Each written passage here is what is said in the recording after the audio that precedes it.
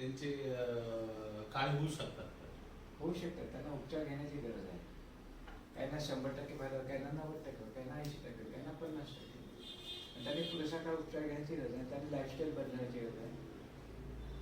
लहान लहान मुलं आहेत त्यांचे पण पांढरे पडले केस झालेले असतात. छोटे छोटे ते 8-9 वर्षाचे पोरं पण काय लहानपासून आई त्यांना बिस्किट देते, ब्रेड देते, केक देते. मुलगा म्हणतो मला हेच पाहिजे, भाजीपालाच नको.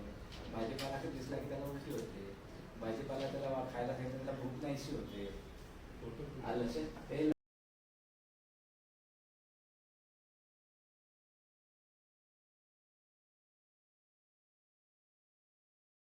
मग ते आहार तसा आहे का? मग आहार तसा नाही तर मग केस कसं वाढणार? कमजोर वाढणार. त्याचे क्युटिकल स्ट्रॉंग नाही राहणार. मग ते तुटून पडणार. की त्याच्यामध्ये पिगमेंटेशन क्रिया व्यवस्थित राहणार नाही, ते पांढरे होणार. तर कुठेतरी क्रिया बिघडल्या म्हणून रोग झाले ना. मग आपल्याला ज्या क्रिया बिघडल्या आहेत त्याचे उपचार करायची गरज आहे. पांढरे नाही झाले तरी कोणाचे एकदमच बिरळ होऊन जातात. बरोबर आहे.